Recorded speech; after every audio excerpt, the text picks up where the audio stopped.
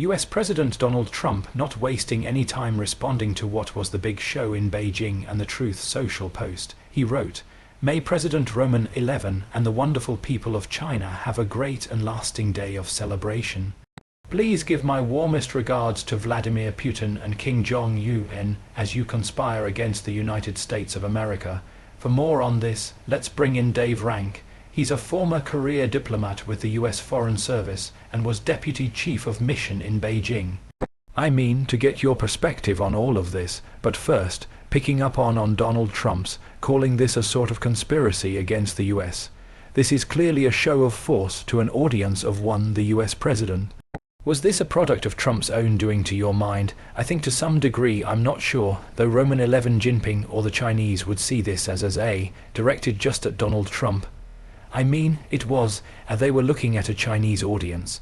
They were looking at an audience around the world, and of course, looking at the United States as sort of one of many audiences for this.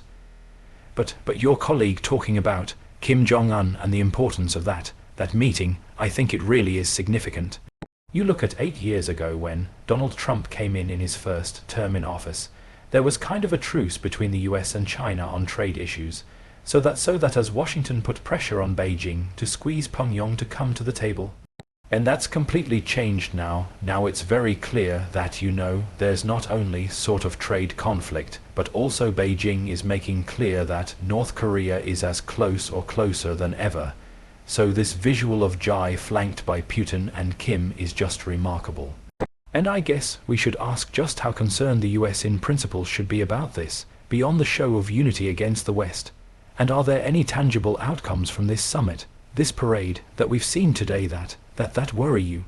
Well, a lot of it should worry people in the United States.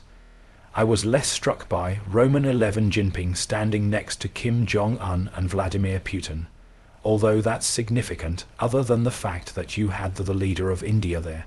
And that's probably more significant. I would say almost 30 years American presidents have courted India as a counterweight to China, and in a very short amount of time, we have seen that the US-India relationship crumbled.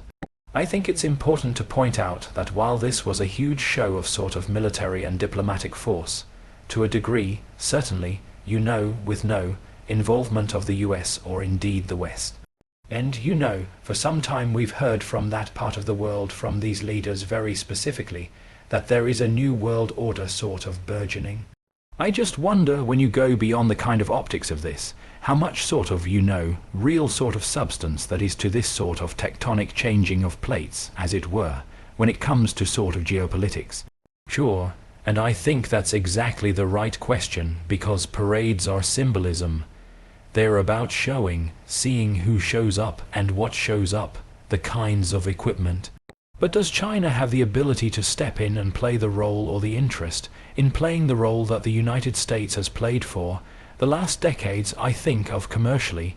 Is China willing to be the buyer of last resort, as the United States was up until really the first Trump presidency? And militarily, is China interested and willing to play a role outside of its immediate neighborhood? Certainly. I see the pictures that are being, on the screen now. It has a lot of equipment that would make it a very serious adversary.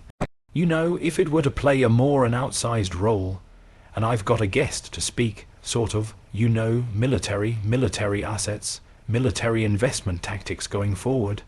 So I'm going to leave that just for the moment, because I do want you to speak to whether you believe that the US has a clear China strategy at present. Former Congresswoman and defense expert Jane Harman has told CNN that she thinks there is no US strategy towards China at this point, just tactics. Just have a listen. I don't think we have any strategy. I think we have a series of tactics which shift on the day, and I think foreign leaders understand this. They don't want Trump to hate them, so they play him. She has a long-term strategy to supplant the liberal world order with a Chinese world order, and he's playing Trump beautifully. Everywhere we leave, he goes. I think Africa. What are your thoughts? Yeah, it's hard to argue with that, and particularly on the point, yes, I mean there has been a long-term US strategy towards China, not always perfectly executed. I think that clearly is in the past. Now it is a collection of tactics, and they are not even not off or often not supporting tactics. So I think that analyst Jane Harmon is right in the big picture and in the small picture as well. Which I assume I'm right in saying, where is you correct? I spent a long time working on that imperfectly executed but consistent strategy towards China over 3 decades in my career. I'm not sure where that goes, and I wish I had more confidence. If there's a strategy, it is one of the best kept secrets in America, because it certainly looks like a collection of tactics or knee-jerk reactions or sort of personal whims at times. And that's a bad place to be. The rest of the world, for better or worse, could look at the United States and reasonably predict what we were going to do, and I don't think you can do that anymore. And it's not a great way to run a railroad. So Roman 11 Jinping, I think, is offering an alternative that isn't attractive to some countries. But there's something to be said for predictability. And she is offering to fill the void the United States has left in the last few months. Please like my video and subscribe my channel.